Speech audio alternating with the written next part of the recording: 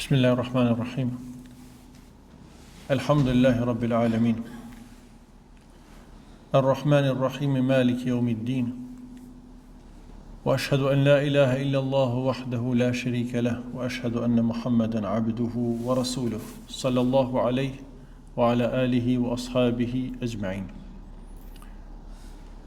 E falenderojmë Allah subhanahu wa ta'ala, Zotin e botëve, mëshiruesin, mëshirëplotin, sunduesin e ditës së gjykimit. Dëshmoj se nuk meriton askush të adhurohet pas Allahut azza wa jall. Ai është një dhe nuk ka shok, dhe dëshmoj se Muhamedi është robi i Allahut dhe i dërguari i tij. Salavat dhe selame të shumta dërgojmë mbi të dërguarin ton, mbi familjen e tij dhe mbi gjithë shokët e tij. Sonte do të flasim për një temë që është e zakonshme para Ramazanit, e që realisht mund të përsëritet disa herë. Fjala është për përgatitjen për muajin e Ramazanit ose para përgatitje për Ramazan, e që përgatitja për këtë muaj të madh që po vjen e po afrohet është e ndryshme. Që njeriu të përgatitet për këtë muaj fillimisht nga aspekti shpirtëror, me vepra dhe adhurime në cilat e ngjall zemrën dhe shpirtin e tij, përgatitet shpirtërisht për ardhin e këtij muaji. Po ashtu është përgatitja fizike, praktike, me adhurime dhe ibadete, që nëse përgatitet paraprakisht me këto adhurime, atëherë të njëjtat adhurime do t'i shijon më shumë, do t'i përjeton më shumë dhe do të përkushtohet në to edhe më shumë gjatë Ramazanit. Mirë po na sot do të mundohemi të flasim për përgatitjen e këtij muaji në aspektin e përkujtimit të vlerës dhe vlerave dhe veçorive të këtij muaji, po ashtu në veçanti ose mund të përmenden të ndara edhe vlerat ose frytet që jep vetë agjerimi, që është një nga adhurimet më të veçanta të këtij muaji. Pa e harru edhe një përgatitje që shumë e rëndësishme, po të cilën nuk mund ta përfshijmë këtë ders, është përgatitja në aspektin e njohurive, mësimeve, duke i përkujtuar dispozitat e agjerimit, obligimet e agjerimit, sunetet, çka e prish, çka nuk e prish, kështu me radhë. Nuk ka dyshim që Ramazani është një muaj i madh, i cili është gëzim për besimtarin, i cili vjen me mirësi dhe begati të mëdha, vjen me mëshirën e Allah subhanahu wa ta'ala. Ky muaj në cilin besimtarët i afrojnë Allah subhanahu wa ta'ala me adhurime dhe ngriten në gradë të larta në besim dhe iman, dhe njëkohësisht kjo nënkupton ngritje edhe në derexhet dhe gradat e xhenetit, si dhe një mundësi e madhe për pendim dhe kërkim falje, e që sa njeriu arrin të pendohet në këtë muaj të madh, sa mëkati dhe gjunahi falen në këtë muaj, sa njeriu udhëzohet në këtë muaj. Ka të atill që kanë braktis namazin, mirë po i kthejnë namazet në muajin e madh të Ramazanit. Ka të atill që kanë braktis librin e Allahut azza wa jall, por që i kthehen librit të Allahut këtë muaj. Të atill që kanë kaluar me muaj në gaflet, pa kujdesin, mos përmendjen e Allahut, por i kthehen Allahut në këtë muaj. Ky muaj është muaj i madh, muaj i mëshirës, edhe për njerëz që janë shumë larg Allahut azza wa jall. E mos flasim për ata, të cilët janë parapërgatit edhe në aspektin shpirtëror, edhe në aspektin praktik me adhurime dhe ibadete. Pa dyshim që ky muaj i ka hap ose i hap dyert e veta. hapen dyert e qiellit me begatitë dhe mirësitë e tyre, vetëm e vetëm që njerëzit të ngriten te Allahu, të pastrohen dhe të arrijnë me realizu qëllimin për cilën kanë ardhur në këtë botë, pra ta njësojnë Allahun te bareke ve taala dhe qëllim i jetës së tyre dhe momenteve që kalojnë janë pikërisht njësimi i Allahut, adhurimi dhe bindja ndaj Allahut azza wa jall, dhe arrin synimin në botën tjetër, e që është shpërblimi me xhennet. Pejgamberi sallallahu alaihi wasallam, siç e dim, i përzonte sahabët kur vinte ky muaj. Dhe pikërisht pas përgëzimit përmendte veçoritë e këtij muaji. E që edhe kjo është tema jona, dhe synimi jonë është të përmendim disa veçoritë këtij muaji me qëllim që gëzimi jonë në këtë muaj të jetë më i madh, duke e përkujtu ose i përkujtu vlerat e këtij muaji. Thot pejgamberi sallallahu alajhi wasallam, "Atakum Ramadan", ju ka ardhur muaji i Ramazanit. "Shahrun mubarak", muaj i bekum, muaj i begat.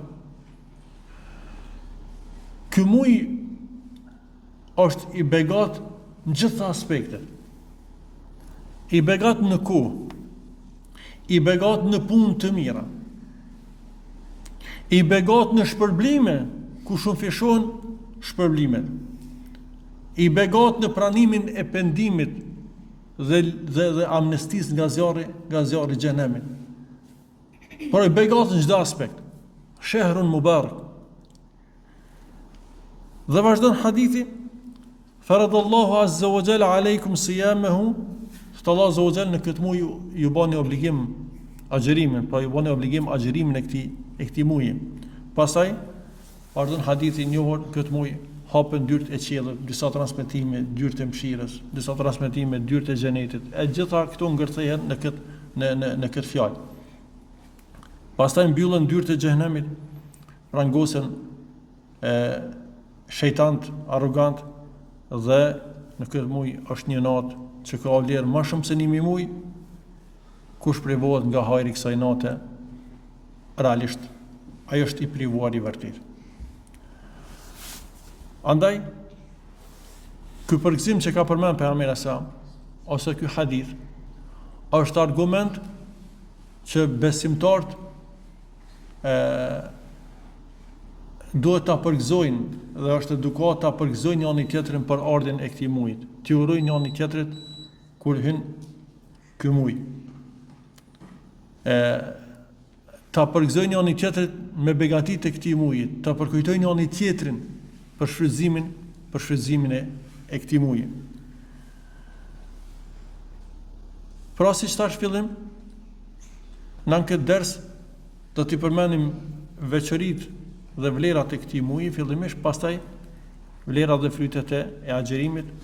Prej veçorive të veçanta të muajit Ramazanit është se muaji Ramazan është muaji vetëm i përmendur në Kur'an me emër.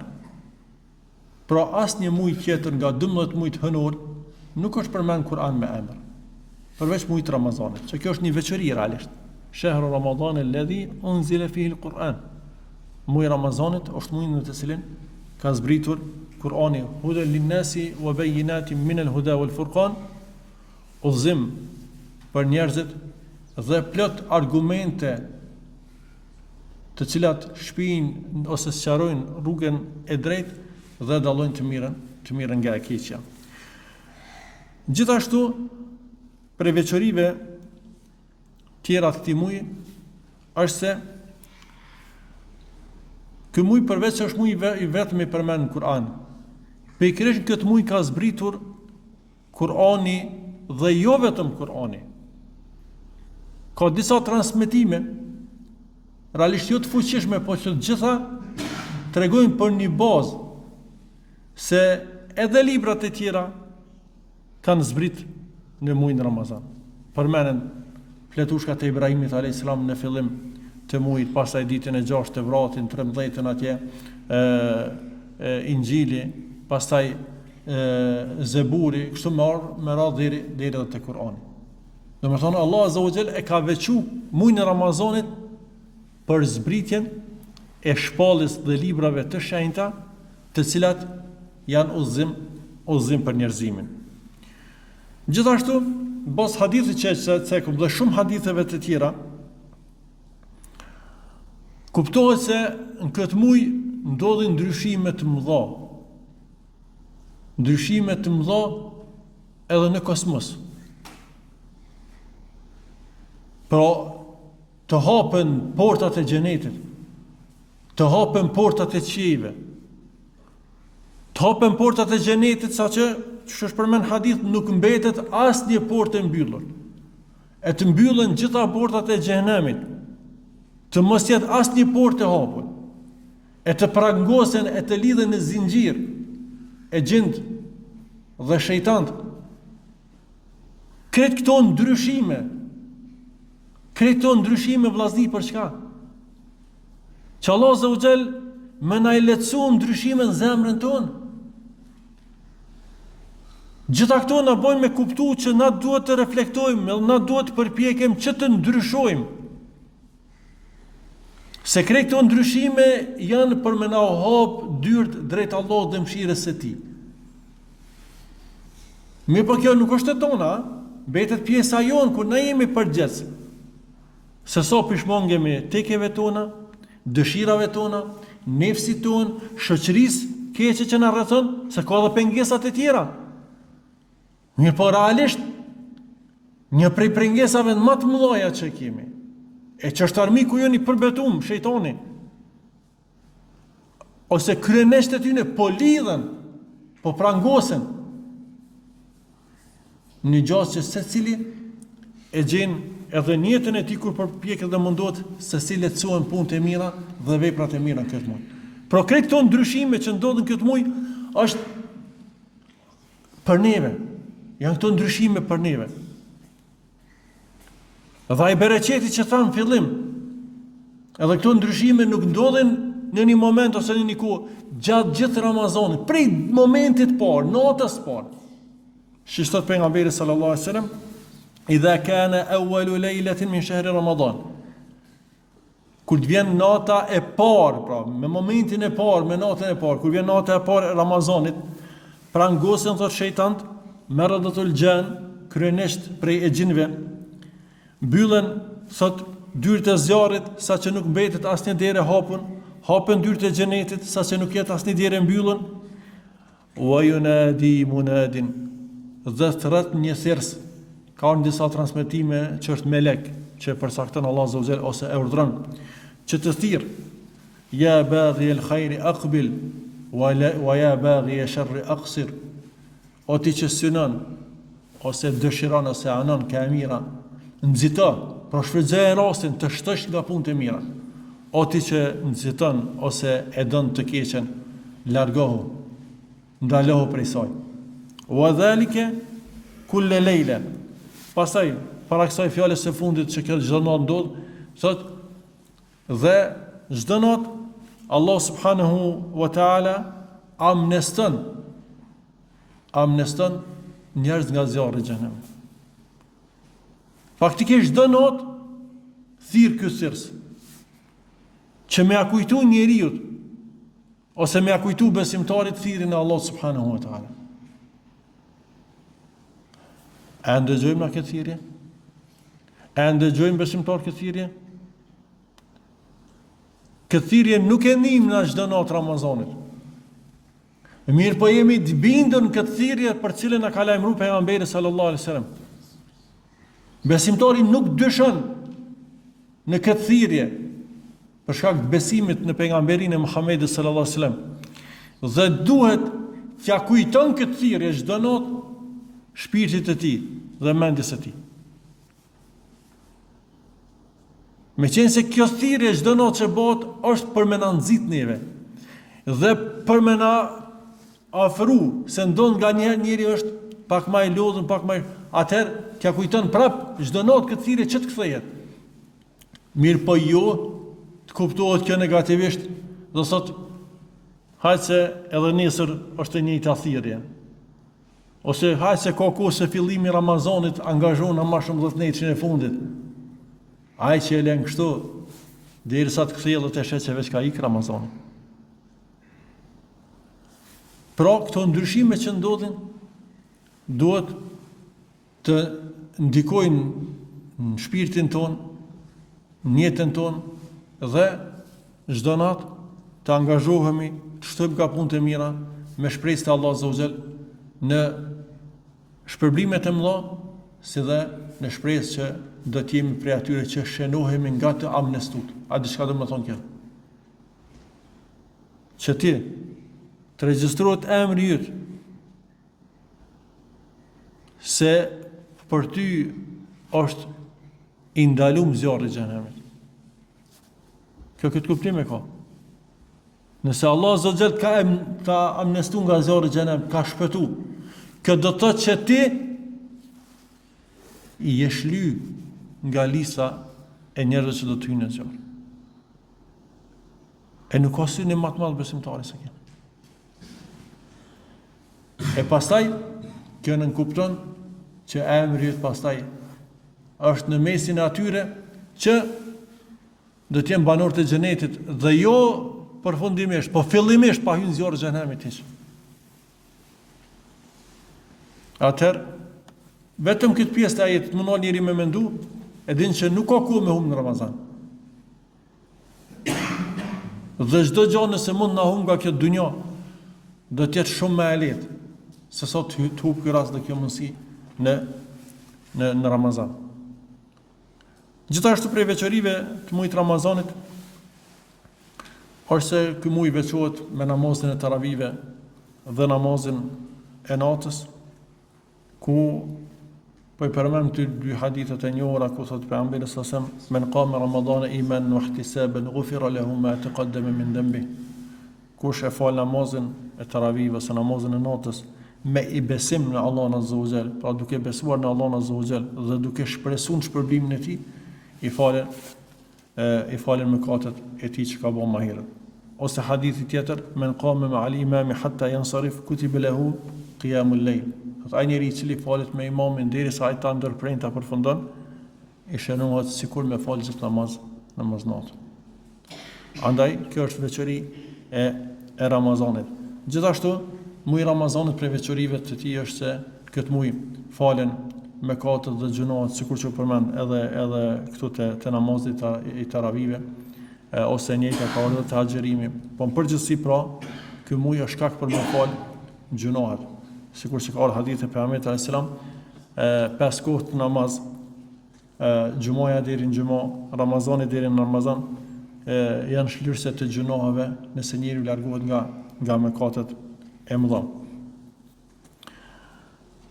Gjithashtu, prej veçorive të këtij muaji është lirim nga zjarri i xhenemit që përmendëm, se ajo ndodh çdo natë.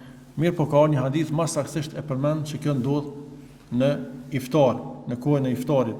Inna lillahi 'inda kulli fitrin utaqa wa dhalika fi kulli layla. Allah subhanahu wa taala ka përcaktuar në kohën e fitrit, iftarit, pra që të amneston dhe të liron janë nga zjarri i xhenemit, dhe kjo ndodhet çdo natë. Gjithashtu, prej veçorive që të cekën edhe në bazë të hadithe më herët është se në këtë muaj prangosen e gjend ose shejtant. Gjithashtu, netët e Ramazanit veçohen si net më të mira të vitit, e në veçanti 10 netë i fundit, e sidomos nata e Kadrit. Po gjithashtu ky muaj ka edhe shumë mirësitë e tjera, siç është muaji i Kuranit, muaji i gjitha veprave të mira, i sadakas, i dhikrit, i afrimit mes njerëzve, solidaritetit mes tyre, e kështu me radhë. Mirë po, ajo veçoria, ndoshta për veçorive më të mëdha që dallojnë këtë muaj, është agjërimi ose obligueshmëria e agjërimit, ku Allah te baraka wa taala thot në Kur'an: Ya ayyuhalladhina amanu kutiba alaykumus siyamu kama kutiba alal ladhina min qablikum la'allakum tattaqun. O ju besimtari, është bë obligim agjërimi, ashtu siç ka qenë obligim për popujt para jush, me qëllim që të arrini devotshmërinë. Pastaj në ajetin e radhës Allah tregon se obligim janë ditët e caktuara, dhe në ajetin e tretë përcakton që këto ditë janë ditë e muajit të Ramazanit. Femen shahida minkum ash-shahra falyasum, thotë Allah. Dhe kush arrin për juve këtë muaj, le të agjeroj. Pra, kjo është veçoria më e madhe e këtij muaji. Andaj po kalojmë te pjesa e dytë e dersit ku përmenden ose do t'i përmbledhim veçoritë e agjerimit dhe frytet, disa prej fryteve të tij se realisht ka fryte shumë dhe vlera të mëdha të cilat nuk mund t'i përmbledhim këtu në këtë pjesë të dersit. Prej tyre padyshim është se prej dobive të agjerimit është realizimi i devotshmërisë. Sigurisht që është një nga synimet kryesore të agjerimit që është përmendur në ajetin që e lexuam më herët. Po ashtu, qëllim dhe urësi e agjerimit është që njëri të arrijë ta pastrojë zemrën e tij, ta pastrojë nefsin e tij. Pra të pastrohet shpirtërisht, të jetë i qiltër, të jetë i lirë, pra të pastrohet prej mëkateve dhe gjunave. Gjithashtu, synim tjetër i agjerimit, ndër synimet e agjerimit, është që njëri të jetë i mëshirshëm me nevojtarët, me njerëz të varfër. Ta ndjejnë edhe ai dhimbjen e tyre, nevojat që i kanë, sikur që vetë kur është i unt, atëherë t'ja beson ose ta kupton edhe gjendjen e tyre. Ka padyshim edhe urësitë e tjera, mirë po na kalojmë te veçoria e dytë e agjerimit, e që Allah subhanahu wa taala agjerimin e ka veçuar në mesin e veprave të mira duke ja atribu vetes së tij. Kur thot pejgamberi sallallahu alaihi wasallam, thot Allahu azza wa jalla hadithi qudsi, kullu amal ibn adam lah illa as-sawm fa innahu li wa ana ajzi bih. Të gjitha veprat e robit njeriu, pra i takojnë besimtarit, takojnë atij, përveç agjerimit, ai është për mua dhe unë shpërblej për te. Ai është për mua, s'kan transmetime tjera që e len jeda ta'amehu wa sharabehu wa shahvatahu min ajli. Për hatrin tim, pra e len ushqimin, e len pijen, e len marrëdhënien intime bashkët me vetë, vetëm për Allahun azza wa jall. Nga se është nga adhurimet ku janë prej adhurimeve sekrete të mshefta, që njëri mund paraqitet që është agjerueshëm mirë, po realisht ai është një sekret mes teje dhe Zotit. Andaj edhe shpërblimi është i veçantë. Dhe këtu të tregon ajo madhështia e shpërblimit madh që ka përgatitur Allahu azza wa jall për agjerimin, që është një nga vlerat dhe veçoritë e agjerimit, është se shpërblimi për agjerimin është pa hesab, pa llogari. Nuk ka thonë sikur të shpërbime tjera 10, 70, 700. Për mua, unë shpërblej për të. Dhe kur Allah azza wa jall më bujari, sot që unë shpërblej për të, atëherë aty kuptohet se padyshim do të jetë një shpërblim shumë i madh, i cili nuk mund të merret ose të llogaritet me mos. Gjithashtu për veçorive të agjerimit është se pejgamberi alayhis salam e ka dalluar si një nga veprat më të mira. Kur e pyet një nga sahabët, Ebu Umame radiallahu anhu, thot ja Rasulullah, më urdhëroi me ndonjë vepër. Atëherë thot, alejke bisawm, të këshilloj thot me agjerim. Fa innehu la adla la, se nuk ka asgjë si agjerimi. Të këshilloj me agjerim, është fjala për agjerim vullnetar, atë shtoj nga agjerimi. Dhe kjo është prej veçorive të agjerimit. La adla la, nuk ka të ngjajshëm me ta. Domethënë efekti i agjerimit në edukimin e njeriu, në pastrimin e njeriu, në afrimin e njeriu me Allahun azza wa jall, është një nga adhurimet më të veçanta dhe më të rralla. Atëherë pejgamberi ja e këshillon këtë sahabi me agjerim. Gjithashtu, një nga veçoritë e agjerimit, sikur edhe Ramazani që tek më herë, është falja e gjunave. Sot pejgamberi sa men sama Ramadan iman wa ihtisaban ghufira lahu ma taqaddama min dhanbi. Kush agjeron muajin e Ramazanit me besim në Allahun azza wa jalla dhe shpresë në shpërblimin e tij, atij falen mëkatet që ka bë më herët. Gjithashtu pejgamberi sallallahu alaihi wasallam përmend se fitnia e njeriu të cilën e ka në familjen e tij, në pasurinë e tij, në rrethin e tij, thotë e shlyn namazi, sadakaja, urdhën të mirë, ndalimin nga keqja, e përmend edhe agjerimin. Gjithashtu për veçorive të agjerimit është se pejgamberi alayhis salam e ka quajtur agjerimin gjunne, mburoj. Thot pejgamberi sa as-siyamu gjunne, agjerimi është mburoj, ose në një transmetim tjetër as-siyamu gjunne wa hisnun hasinun min an-nar, dhe është kështjell e fortë e cila mbron nga zjarri. Mirë po dietarët kur janë te kjo pjesë e hadithit thonë se kjo mburoj, jo të gjitha mburojat janë të njëjta. Atëherë varësisht agjerimi sot run nga gjunohet këtë dunjë, sot mbron nga gjunohet këtë dunjë, do të mbron në të botë nga zjarri i xhenemit. Andaj agjerimi është mburoj jo vetëm nga zjarri, mirë po mburoj edhe nga shkaqet e cilat çojnë në zjarr. Pra nëse agjerimi është aq i fuqishëm që ty të ruan për çdo gjunoje, edhe prej ndaj shikimi të ndalum, qoftë jashtë, qoftë në këto pajisjet e teknologjia që është sot për internetin, qoftë dëgjimi diçka, qoftë ndonjë fjalë, qoftë, domethënë ruhesh. Trun agjerimi për këtyne, atë kjo në kupton automatikisht se ai agjerim do trun edhe prej shkaqeve të cilat domethënë trun edhe prej zjarrit që shkak i tyre janë mëkatet edhe janë gjunohet. Po ashtu Allah Azza wa Jall ka tregu se agjeruesi është i nderuar me nderime të ndryshme. Prej tyne era e agjeruesit, që faktikisht është një erë jo e këndshme për njerëzit. Mirë po të Allahu ajo është erë misku. Para mendon se të Allahu një erë që ku ndërmon këtë botë të njerëzit, ka vlerë misku. E era e namazit, e era adhurimeve tjera. Andaj besimtari duhet këto ta ketë parasysh. Gjithashtu nder tjetër për agjeruesin është se një nga personat që ka veçuar Allah Azza wa Jalla në pranimin e duas është agjeruesi. Përmend hadithe të ndryshme, 3 vet nuk i refuzohet duaja. Ka transmetime që me agjeruesin janë përmend udhëtari, është përmend prindi edhe agjeruesi. Ka hadithe tjera që është përmend udhëheci i drejtë, është personi që i ka bëu zullum. Dhe agjeruesi në momentin kur është duke bëj iftar. Por gjatë gjithë kohës kur i agjerueshëm, agjerimi është shkak është i nderuar agjeruesi, doja e tij është e veçantë te Allahu Azza wa Jalla.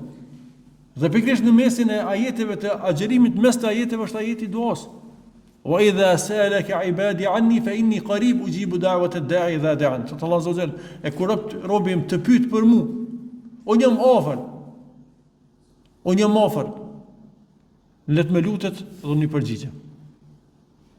Po në veçantë para iftarit ose në momentin e iftarit. E na shpesh herë bashkë atë kohë tu përgatit, tu ushtru, domethënë përderisa mund kujtohet që përpara që na kanë herë thirrëm praktikim të sunetit të disa gjëra mirë, po ne di që përpara familjet tona kanë traditë që njerëzit disa minuta më herët e kanë shtu sufrën, edhe i nul sufrën dhe kanë bëu lutje dhe kanë bëu dua. Ka qenë një traditë e mirë, një shprehi që na sot unë e di që mungon. Me përjashtim që njëri dikush është më i kujdesshëm në vetvete me praktiku këtë, mirë po nuk e praktikojmë si familje dhe si shoqëni. Gjithashtu prej nderimeve që i bëhet agjeruesit është se ai do të jetë prej njerëzve ku i pranohet ndërmesimi, ku do të ndërmeson për të agjerimi i tij dhe leximi i Kuranit. Gjithashtu nderim për agjeruesin është dera e veçantë nga e cila do të hyjnë vetëm agjerues ditën e gjykimit, e që është dera Rayyan, dhe gjithashtu nderimi i veçantë për agjeruesin është ai gëzimi i madh për të, qoftë momentin kur e pret iftarin, që kjo është e natyrshme, se njeriu i gëzohet ushqimit e pijeve, në veçantë këto që janë halal dhe realisht kjo është gëzimi i vërtet. Mirë pa gëzimi i madh është gëzimi kur do del para Allahut Azza wa Jall ditën e gjykimit për shpërblimet e mëdha që ka para pa Allahu Azza wa Jall për agjeruesit. Unë lutem Allahun te bareke ve teala të na bëm prej atyre që presin agjerimin Ramazanin, e shfrytëzojnë me agjerim dhe ibadete, Lutem nga Allahu Azza të na jap sukses në këtë muaj dhe na ngrit në ambicjet tona, të ngrisim angazhimet tona dhe që ky muaj i Ramazanit mos jetë si Ramazane tjera. Po të punojmë edhe më shumë, të angazhojmë më shumë, të dallojmë këtë muaj të Ramazanit nga gjitha Ramazanet të tjera. Andaj është e mirë se secili të bën një projekt ditor, se çka ka më bën. Gjatë Ramazanit, një projekt mujor. Nëse je nga ata që kish për hita ta bësh një hatme në Ramazan, përpjekun këtë muaj që përveç hatmes të lexosh edhe pjesën shqip atje, që ajetet që i lexon ti më u përpjek me edhe me kuptu çka po lexon, s'po ose një pjesë tyne.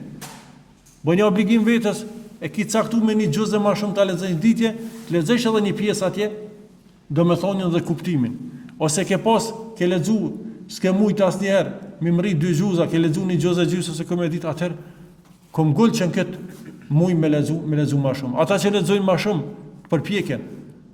përpjeken që të shtojnë nga hatmet, çashtu nga dhikri, të mos ik njeriu të dhikri akşamit, dhikri i mëngjesit, dhikri para xhumit, përgjithësi përmendje Allah, të shtojnë përmendjen Allah te bareke ve teala.